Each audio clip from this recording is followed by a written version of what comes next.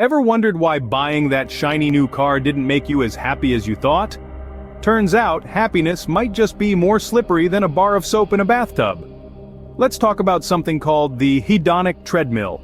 Imagine jogging on a treadmill. No matter how fast you run, you stay in the same spot. That's kind of what our pursuit of happiness can be like. We chase after things like promotions, new cars, or even the latest smartphone, thinking they'll make us happy.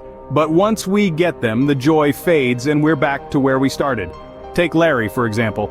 He won the lottery last year and suddenly had enough money to buy a yacht or a jet. Sounds perfect, right? But poor Larry couldn't sleep at night, agonizing over whether to sail or fly. His millions didn't seem to make his decisions any easier. So if big wins don't keep us happy, what does? Let's dive deeper. Imagine your brain as a bustling nightclub.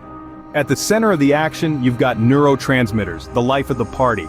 These are the chemicals that transmit messages between nerve cells and have a huge say in our feelings of happiness. First up, let's talk about dopamine. Think of dopamine as the DJ of this brain club, dropping beats that get everyone moving.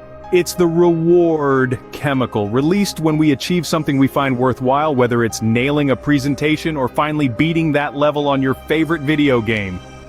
Dopamine gives us that rush of satisfaction and pleasure, motivating us to keep hitting those highs.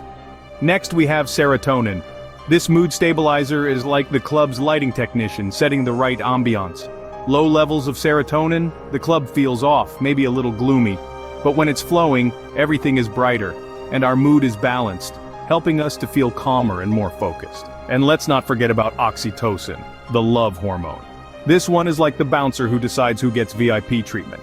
Released during hugs, when we laugh with friends, or even when petting dogs, oxytocin fosters trust and strengthens relationships.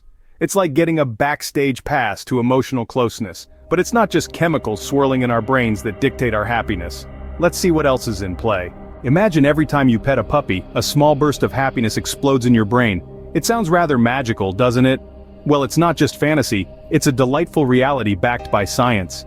When we engage in activities that make us feel good, like cuddling a furry friend, our brain releases a cocktail of feel-good chemicals, including dopamine and oxytocin. Now let's talk about Jack. Jack was your typical overworked city dweller, always on the edge of a burnout. His days were a blur of emails, meetings, and cups of coffee. Then on a sunny Saturday, Jack decided to visit a local animal shelter, where a scruffy terrier caught his eye. Despite having no prior plans to adopt, he went home with the terrier, now named Buddy. Fast forward 6 months, and Jack's life had transformed. Morning walks with Buddy became his new routine. These strolls didn't just get him moving, but also opened up opportunities for social interactions with other dog owners in the park. Jack found himself smiling more, feeling less stressed, and genuinely happier. This story isn't unique. Across the globe, people find joy in simple activities like playing with pets, exercising, or having a hearty laugh with friends. These actions are not just fun. They are strategic ways to boost our mental health and overall happiness. It turns out, small actions can lead to big changes in our happiness levels. What if I told you that you could think your way to happiness? No, it's not a new age gimmick. It's science. Let's dive into the fascinating world where your mind holds the key to your joy. Imagine the brain as a garden. Thoughts are the seeds you plant. Some grow into beautiful flowers, vivid and vibrant, while others turn into pesky weeds that can overrun your space if left unchecked. This is where mindfulness and cognitive behavioral approaches come into play, acting as the gardening tools to cultivate a flourishing landscape in your mind. Mindfulness is about being present and fully engaged with whatever we're doing at the moment, free from distraction or judgment. Try practicing mindfulness by simply paying full attention while walking their dog, noticing every scent, sound, and sight. By practicing mindfulness, whether through meditation or mindful daily activities, you nurture the flowers and pull out the weeds. Studies have shown that this can literally rewire the brain, strengthening areas associated with concentration and happiness, and diminishing those linked to stress and anxiety. Now let's talk about cognitive behavioral approaches. These are techniques used to change unhelpful thinking patterns. For instance, instead of thinking, "I'll never be good at this," you could adjust that to, "I'm improving a little every day." It's like pruning a tree and you're cutting away the old, unhelpful branches to make room for healthy growth. Imagine a person named Alex. Alex was the grumpy type, always finding something to complain about. One day, almost as a joke, Alex started a simple meditation practice. After a few weeks, something unexpected happened. Alex began smiling more, not out of effort, but as a natural response to life's little pleasures. This wasn't magic. It was the result of intentional mental change. So, tweaking our thoughts can tweak our happiness. But how do we make these changes stick?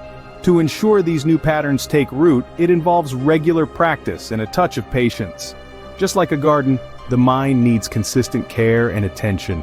Stick with it, and you might just find yourself cultivating an evergreen garden of joy in your mind.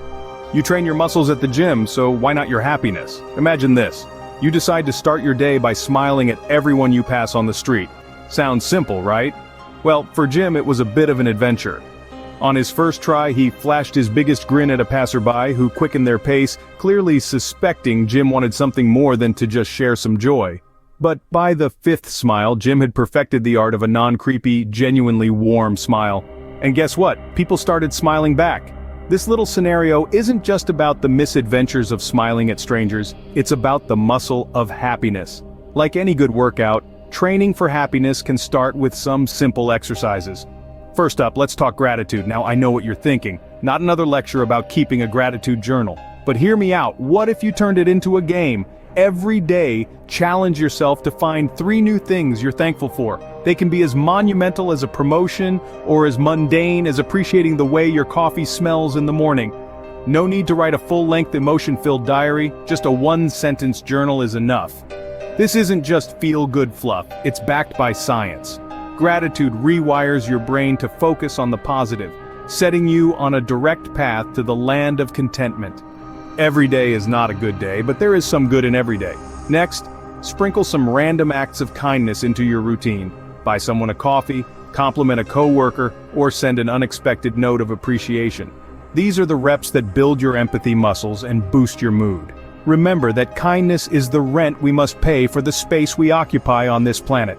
Finally, set personal goals that are aligned with your values, not just your ambitions. Think of these as your happiness cardio, keeping your purpose in shape and your spirits high. It's about setting the right habits. Small, consistent efforts. Did you know that being lonely can be as harmful to your health as smoking 15 cigarettes a day?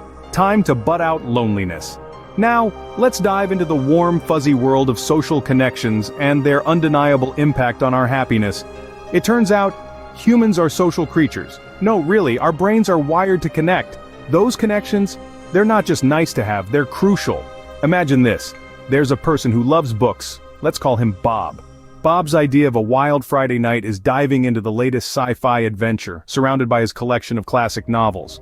But here's the twist. Bob feels something's missing. It's people. Real, live people who share his passion for dystopian futures and alien invasions. So, what does Bob do? He starts a book club. But not just any book club. This one's complete with quirky snacks named after book characters and a wild card pick every month that has nothing to do with literature at all. Let's just say the Dance Like a Martian meetup was a hit. Fast forward a few weeks and Bob's book club is the highlight of his month. He's laughing more, sharing more, and yes, feeling happier. These aren't just club members, they're his tribe. Every discussion, every shared joke strengthens the bonds that contribute to their collective joy. The science backs this up beautifully. Engaging in meaningful, positive interactions with others releases a cocktail of feel-good hormones like oxytocin and serotonin. These are the body's natural stress relievers and happiness boosters. They enhance our mood and can even extend our lives. So if you're scribbling notes, here's the takeaway. Reach out, start a club, join a group, connect over your passions. It's not just about filling your calendar, it's about filling your life with relationships that matter. Finding your tribe can be a game changer for your happiness. So we've mixed our joy cocktail, petted some puppies, and thought happy thoughts. What's next? Well, let's take a quick stroll down memory lane and revisit some nuggets of wisdom we've gathered. First off, the hedonic treadmill taught us that chasing happiness can be like running on a treadmill, exhausting and getting us nowhere fast. It's about enjoying the run, not just the destination. Then we dived into the chemistry of joy. Remember those neurotransmitters? Serotonin, dopamine, and oxytocin aren't just fancy words. They are the VIPs at our brain's party, crucial for feeling good. We also laced up for the happiness workout, flexing our mental and emotional muscles with practical exercises like gratitude journaling and mindfulness meditation, simple yet powerful. And let's not forget, the science of connection reminded us that bonds with others light up our lives, proving that the best things in life truly are about who we share them with. Remember, happiness is not a destination, but a way of traveling. Keep exploring, keep connecting, and of course, keep smiling.